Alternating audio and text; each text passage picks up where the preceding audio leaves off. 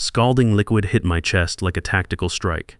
The mug bounced off my shirt and crashed to the conference room floor. Steam rose from the brown stains spreading across my white dress shirt. The room went dead quiet. 22 years in corporate insurance, and I'd never had a superior physically assault me during a fraud investigation briefing. My name's Wade Brennan. I'm 49 years old, and let me tell you exactly how we got here. I straightened the papers on the conference table while the burn seared through fabric to skin. Standard operating procedure: maintain composure under fire. Holden Cross stood behind his chair, empty mug still in his hand, like he was deciding whether to throw that too. His girlfriend Isabella sat in the corner, scrolling through her phone like nothing happened. Then I heard footsteps in the hallway. Sharp, deliberate clicks that meant senior leadership approaching. Our CEO, Vivian Stone, appeared in the doorway. Her expression shifted from routine check-in to tactical assessment mode when she saw the coffee puddle, my soaked shirt, and Holden's defensive posture. The temperature in that room dropped 15 degrees. Everyone stopped breathing. Vivian's heels clicked against the floor as she stepped inside. Each footfall sounded like a countdown timer reaching 0. I pressed my hand against the wet fabric, feeling the heat penetrate deeper than expected. Chemical burn protocols from my Army medic training kicked in automatically: assess damage, document everything, seek immediate treatment. Holden's smirk faded when he finally noticed the CEO standing there. His confident stance crumbled like a compromised foundation. "Vivian, this was just a misunderstanding about procedure. Your badge," she said. 2 words, no negotiation. This whole mess started 3 weeks earlier when I discovered irregularities in our Southeast regional claims processing. Numbers that didn't align with standard actuarial models, payouts 30% above industry averages for similar coverage pools. Red flags everywhere for someone who'd spent 2 decades building systematic fraud detection protocols. I wasn't hired to be anyone's administrative assistant. I managed risk assessment for a $2.8 billion portfolio and supervised 14,000 claims adjusters across 4 states. My job involved protecting company assets from fraudulent activity, not fetching coffee for entitled executives who thought procedures were optional guidelines. But when Holden Cross arrived as senior director 6 months ago, everything changed. Son of board member Arthur Cross, MBA from some elite East Coast school, full of ideas about disrupting traditional insurance models and moving fast to capture market share. Translation: cutting corners on regulatory compliance to boost quarterly numbers. My real work disappeared under a mountain of administrative tasks. Suddenly, I was preparing his presentations, organizing his calendar, coordinating his girlfriend's office visits. Isabella showed up twice a week pretending to observe modern workplace dynamics for her social media consulting business. Really, she just wanted free office space and someone to handle her logistics. I kept telling myself it was temporary. New executives always made waves. Eventually, they'd recognize my expertise and restore normal operational authority. I was wrong. It got worse. Every day brought new demands, new shortcuts around established protocols, new ways to undermine 22 years of institutional knowledge. My subordinates watched it happen. They saw me struggling, juggling impossible requests, falling behind on actual risk assessments. Some looked sympathetic, others looked relieved it wasn't them. But nobody said anything. Nobody pushed back. They kept their heads down and stayed quiet. I should have escalated sooner. Should have documented the pattern, filed formal complaints with HR. But I needed this job. 3 years until full pension eligibility. Mortgage payment, health insurance premiums, daughter's college tuition. Financial reality kept me compliant when military training screamed for immediate confrontation. The breaking point came on a Tuesday morning when I'd prepared a comprehensive briefing on the Southeast anomalies. 17 specific cases showing systematic inflation of claimed damages. Medical reports that didn't match injury descriptions. Property assessments 40% above comparable market values. Pattern analysis indicating coordinated fraud network operating across multiple counties. I'd spent the weekend organizing evidence into clear presentation format. Charts showing the statistical variance from industry baselines. Timeline analysis revealing the fraud escalation coinciding with Holden's policy changes. Regulatory citations outlining our legal obligations for reporting suspicious activity. The conference room was packed. Department heads, senior adjusters, even a few board observers. This was supposed to be my moment to demonstrate institutional knowledge and professional competence. Instead, it became a battlefield. Holden dismissed everything before I finished the first slide. Wade, you're being paranoid. These are just market adjustments reflecting current replacement costs. Sir, these numbers indicate systematic manipulation. We're legally required to report suspected fraud to state regulators within 30 days of discovery. His face darkened. The room temperature seemed to drop as other attendees sensed the escalating tension. We're not reporting anything. These adjustments boost our customer satisfaction ratings. Happy customers equal market expansion. I straightened the presentation materials on the table. Standard operating procedure requires fraud investigation protocols when discrepancies exceed industry baselines by more than 15%. These cases average 31% variance. Standard operating procedure, he repeated, voice dripping with contempt. You know what your problem is, Wade? You're a dinosaur. 20 years of doing things the same way, afraid to evolve with changing business models. Maybe it's time you considered early retirement. The insult hit like shrapnel, but I maintained professional composure. Sir, regulatory compliance isn't optional. State insurance commission audits can result in license revocation and criminal charges for willful fraud concealment. That's when he grabbed the coffee mug. Full cup, steaming hot, aimed with deliberate precision. Watch this, he said to Isabella, then hurled it straight at my chest. The liquid hit like molten metal. Pain exploded across my sternum and shoulder. Real pain, sharp and shocking. The kind that makes your vision white out around the edges. I couldn't breathe for several seconds, just felt the awful burning spreading under soaked fabric. People stared at their notebooks. Someone whispered my name, but nobody moved. Nobody helped. They just watched, paralyzed, like this was a training exercise and not actual assault happening in front of them. I pressed my palm against my chest, feeling wet heat penetrating to skin. The burn screamed underneath, but I didn't make a sound. Wouldn't give him that satisfaction. I stood there, shaking, injured, humiliated, but I kept my response locked down tight. Isabella examined her manicure like nothing important had happened. Holden set down the empty mug slowly, deliberately, like he'd just demonstrated proper project management technique. That's when Vivian appeared. She guided me toward the break room sink with firm authority. Cool water ran over my burned skin while she handed me clean paper towels. Her movements were efficient and gentle simultaneously. Professional calm on the surface, but her eyes looked absolutely furious.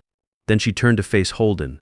The entire room held its breath as she delivered the verdict. Security will escort you out. Don't touch anything on your desk. At urgent care, the nurse documented everything with systematic precision. Second-degree burns across 6 square inches of chest and shoulder tissue. She photographed each injury with a digital tablet, zooming in on the damaged areas. Each image felt like evidence of something that couldn't be disputed later. You'll need specialized burn ointment and daily dressing changes for 2 weeks minimum, she explained, typing detailed treatment notes. I'm printing copies of everything for your HR department and workers' compensation filing. She handed me a packet of medical documentation, photos, and treatment instructions. Before leaving, I emailed everything to my personal accounts, backed up files to cloud storage, saved copies on my phone. Evidence outlasts memory. Evidence doesn't get confused or forget details or second-guess what actually happened. The pain medication made the drive home surreal, like watching someone else's life through fog, but my mind stayed sharp on tactical priorities. Document everything. Preserve evidence. Follow proper escalation procedures. This wasn't personal vendetta territory. This was systematic institutional response to assault and fraud. HR scheduled an emergency fact-finding session for the next morning.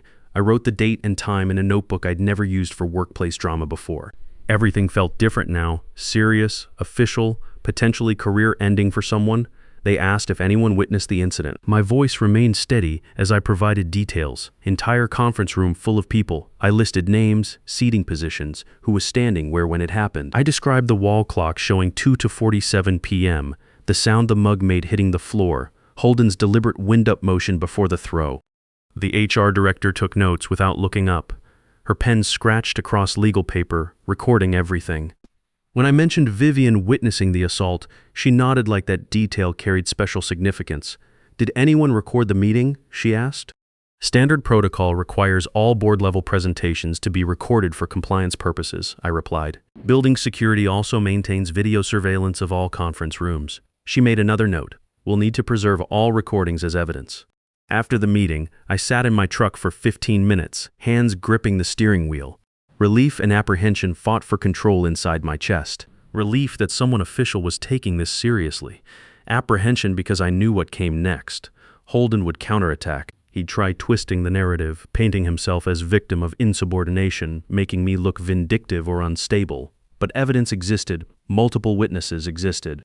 The CEO herself saw everything happen. Video footage existed. Medical documentation existed. That had to count for something in any reasonable investigation process. Vivian called from a private number that evening. No small talk, no cushioning bad news. You're on administrative leave starting immediately. Focus on medical treatment and document everything. Take photos as burns heal. Save every receipt. Keep detailed notes about pain levels and how this affects daily activities. Her tone sounded like she was issuing tactical instructions for important mission success. Professional guidance from someone who'd navigated corporate warfare before. If you choose to pursue legal action, the company will cooperate fully, she continued. I can provide names of employment attorneys who specialize in workplace assault cases. Good ones with strong track records. Workplace assault. Hearing those words made everything real in ways it hadn't been before. This wasn't office politics or personality conflict. This was criminal behavior. Something police reports and prosecutors handled. Thank you, I managed. Not trusting my voice to stay steady. Wade, she said, softer now. What happened was wrong. You didn't deserve it, and there will be consequences. The threats started the next day. Unknown numbers sending text messages. You made me look bad. Another message 2 hours later. This will hurt your career more than mine. Then a voicemail from Holden's actual phone number, his voice trying to sound casual but coming out desperate. Wade, accidents happen in high-stress environments. Don't damage your reputation over coffee spills. We can work this out through proper channels if you just drop the formal complaints. My hands trembled reading each message, listening to each recording, but I didn't delete anything. Screenshots, audio files, everything saved with timestamps and forwarding information to backup accounts. Fear crawled up my spine like incoming artillery. He knew where I lived, had my personal contact information, could show up anytime and I'd be alone and defenseless against someone clearly unstable enough for physical violence. But underneath the fear, anger planted roots and started growing. He still thought he controlled the situation, still believed intimidation would force me into silence, still acted like his family connections gave him permanent immunity from consequences. He was wrong. The power dynamic had shifted and he hadn't figured it out yet. Building security confirmed what I hoped. Cameras covered every corridor and all glass-walled conference rooms, complete footage, multiple angles, audio included. My contact in IT sent a careful message. Video files are locked under legal hold procedures. Nobody can edit or delete anything now. I exhaled deeply for the first time in 48 hours. If people developed convenient amnesia during their interviews, the recordings wouldn't lie. Technology doesn't forget or change stories based on political pressure. The attorney Vivian recommended specialized in employment law with a focus on workplace violence and corporate retaliation. Margaret Holloway had handled cases against Fortune 500 companies and won consistently. Her office walls displayed framed settlement agreements and court victories that made my situation look almost routine. Corporate assault cases follow predictable patterns, she explained during our first consultation. Physical violence, witness intimidation, company damage control. The key is comprehensive evidence preservation and multiple legal strategies. She reviewed my documentation with professional satisfaction. Medical records, photographs, witness statements, threatening messages, video footage, HR complaints. This is exceptional preparation. Most clients come in with half this evidence. Military training, I replied. Document everything. Assume hostile review. That training will serve you well. We have several legal options to pursue simultaneously. She outlined the strategy like a military operation briefing. Civil lawsuit against Holden personally for assault and battery. Workers' compensation claim covering all medical costs and lost wages. Whistleblower complaints to State Insurance Commission about the fraud I'd discovered. Age discrimination charges based on his early retirement comments. Can we pursue all of them? I asked. Not only can we should. They're complementary strategies that reinforce each other. Corporate defendants often settle when facing multiple fronts. 2 former colleagues reached out through private channels. Both had left the company in recent months under suspicious circumstances. The first forwarded an email where Holden called senior employees dead weight blocking innovation in front of board members. The second attached documentation of age-related harassment, performance reviews with impossible metrics designed to force early retirement. I didn't fight back, she wrote. Needed the health benefits, was scared of retaliation, but I'm not scared anymore. If you need my testimony, I'll provide it. We were building a pattern. This wasn't one bad day or personality clash. This was systematic discrimination against experienced employees, creating hostile environments to force departures without paying full pension benefits. During HR interviews, the full scope became clear. Holden had manipulated claims data to inflate departmental performance metrics, approved fraudulent payouts to boost customer satisfaction scores, ignored regulatory reporting requirements to avoid state oversight, created systematic pattern of financial misconduct spanning 8 months. The numbers were staggering. $3.2 million in questionable claims approvals, 47 cases showing statistical anomalies, 12 regulatory violations documented in writing. Pattern of approving claims his predecessors would have flagged for investigation. HR escalated to the State Insurance Commission within 72 hours of my formal complaint. Federal regulators got involved when the fraud total exceeded regulatory thresholds. Arthur Cross, Holden's father, quietly resigned from the board before criminal charges were filed. The company is taking this seriously, Margaret explained after reviewing the latest developments. They're cooperating fully because they don't want regulatory sanctions. That's good for us. Settlement negotiations happened in a sterile conference room with uncomfortable chairs and fluorescent lighting. Their opening offer barely covered my medical expenses, wrapped in confidentiality agreements thick as phone books. This is generous compensation for a workplace accident, their attorney claimed.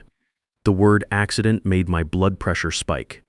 I looked at their insulting offer, the liability waivers, the mutual non-disparagement clauses designed to protect Holden while silencing me. I folded the papers neatly and slid them back across the table. No, they blinked, clearly surprised. Used to scared employees taking whatever they offered and disappearing quietly. We can give you time to consider? He started. No, I repeated. I don't need time. This offer is insulting and I'm rejecting it. Margaret hid a smile behind her legal pad. She'd warned me they'd lowball the first offer to test my resolve. We left without agreement. That meant proceeding toward trial if they didn't improve significantly. Good. Let a jury decide what justice looked like for systematic fraud and workplace assault. 3 months later, their second offer arrived. $1.8 million settlement. No confidentiality agreement, acknowledgement that Holden's termination was for cause. Still not adequate compensation for assault, career damage, and medical expenses. They're getting nervous, Margaret observed. The fraud investigation is expanding. Federal prosecutors are reviewing the case for criminal charges. By month 4, Holden lost his insurance license permanently. Criminal conviction for securities fraud, assault charges filed separately, civil exposure mounting daily. His downtown condo went into foreclosure. The sports car disappeared from the executive parking garage. I didn't celebrate or send gloating messages, just existed peacefully while natural consequences played out. Justice didn't need my emotional investment to function properly. The State Insurance Commission issued $847,000 in fines against the company for regulatory violations. Federal oversight required complete audit of all claims processing procedures. Industry reputation damage cost them 3 major corporate clients. They want to settle before this gets worse, Margaret informed me during our monthly update. Final offer. $2.8 million. No confidentiality restrictions, admission of wrongdoing, policy changes to prevent future incidents. I reviewed the terms carefully. Full medical coverage, lost wages, punitive damages, legal fees. More importantly, institutional changes requiring independent oversight of claims processing and mandatory reporting of statistical anomalies. This prevents what happened to me from happening to others, I noted. That was always your primary objective, she replied. Justice and institutional protection. I accepted the settlement. Vivian offered me the Senior VP of Operations position with mandate to redesign company culture around ethical compliance and respect for institutional knowledge. Build the policies you wish had protected you, she said simply. I drafted zero-tolerance guidelines for workplace violence. Mandatory training for all employees about assault, harassment, and abuse of power. Confidential reporting system through third-party services. Not internal HR where people feared retaliation. clear consequences outlined explicitly. No exceptions for high performers or family connections. The new fraud detection protocols required dual authorization for any claims exceeding statistical baselines, independent audit trails for all approvals, whistleblower protections with financial incentives for reporting irregularities. Regulatory compliance became non-negotiable company policy. At the company-wide meeting, I presented everything without shame, told my story professionally, explained why these policies mattered, why silence protects abusers and punishes victims, why everyone deserved safe working environments regardless of age or tenure. Nobody looked at their shoes this time, they looked at me. Really listened. The younger employees seemed surprised that senior staff faced discrimination too. The older workers nodded with recognition and relief. After the meeting, 5 people approached privately with their own experiences. Age-related harassment, performance manipulation, hostile work environments designed to force early departures. I took detailed notes and promised these new procedures would protect them too. "We should have spoken up sooner," one of them said. "Speaking up requires believing someone will listen," I replied. "Now there are systems in place that guarantee investigation and protection." The veteran hiring program launched 6 months later. Partnership with local military transition services, mentorship opportunities for recently separated personnel, leadership development tracks recognizing military experience. We became the regional model for veteran employment in insurance industry. Former service members brought systematic thinking, attention to detail, and respect for proper procedures. Exactly what insurance companies needed, but often overlooked when chasing younger demographics. Within a year, veteran hires showed 23% higher performance ratings and 67% better retention compared to traditional college recruiting. Military training translates perfectly to risk assessment and compliance. I explained to the industry conference where I presented our results. Veterans understand that procedures exist for good reasons, and cutting corners creates liability exposure. Isabella disappeared from social media around month 6, deleted all her accounts, moved out of the city according to someone who still followed her activities. I hoped she found safety and stability wherever she landed. Getting involved with someone like Holden probably taught her lessons about character recognition she'd remember forever. Arthur Cross sold his remaining company stock and retired to Florida. Board restructuring eliminated all family member positions, implementing independent oversight for executive hiring. The good old boy network that had protected Holden crumbled under regulatory scrutiny and public accountability measures. A letter arrived at my home address one afternoon. 2 lines of apology from Holden that read like ashes, mendious, empty, gray, meaningless words his attorney probably dictated. Not because he understood what he'd done wrong. Just legal maneuvering for potential appeal purposes. I filed it next to the burn ointment I no longer needed. My skin had healed completely. Faint scars remained, but they were fading. Physical reminders that I survived, fought back systematically, and won decisively. The fraud investigation expanded beyond our company. Federal task force discovered similar schemes at 7 other regional insurers. Total fraud amount exceeded $47 million across multiple states. Holden's sentencing hearing included victim impact statements from 23 people whose claims were manipulated for his benefit. This case demonstrates the importance of institutional whistleblower protections. The federal prosecutor announced during the press conference, "Employee courage to report misconduct prevents millions in consumer fraud and corporate liability." My daughter called after seeing news coverage of the settlement. "Dad, I'm proud of how you handled this. You could have just kept quiet and retired quietly, but you stood up for what's right." That conversation meant more than any financial settlement. Teaching by example that principles matter more than convenience. That standing up to abuse requires courage but creates lasting positive change. That proper procedures protect everyone, not just the powerful. The industry recognition came gradually. Speaking invitations for conferences about workplace safety and fraud prevention. Consulting opportunities with companies wanting to implement similar protection systems. Professional reputation enhanced rather than damaged by standing up to corruption. Your case changed industry standards. Margaret observed during our final legal consultation, regulatory agencies now require specific policies you helped design. Other employees won't face what you faced. This whole situation started with coffee thrown during fraud investigation briefing. One moment of violence revealing systematic corruption and discrimination. But it ended with policy reform, criminal convictions, civil justice, and institutional change protecting future employees. Through all of it, I learned something important about institutional power. Silence protects the wrong people. Speaking up might be dangerous and complicated, but it's necessary. Evidence-based approaches work. Proper procedures matter, and sometimes standing up for principles costs everything, but creates something better for everyone who comes after. The burns healed, the scars faded, the bank account recovered from legal expenses. More importantly, the workplace became safer for everyone who will never know my name but benefits from policies written in response to what happened in that conference room. Justice served. Still hot. Look, if you're dealing with workplace abuse, discrimination, or assault, you're not alone. What happened to me happens to thousands of workers every year, especially those over 45 who face age-related harassment designed to force early retirement. Document everything. Save all evidence. Seek proper legal counsel. Don't let fear of retaliation keep you silent.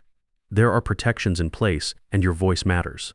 Corporate bullies count on your silence to continue their behavior. Break that cycle. Stand up not just for yourself, but for everyone who will come after you. Your experience and institutional knowledge have value. Don't let anyone convince you otherwise.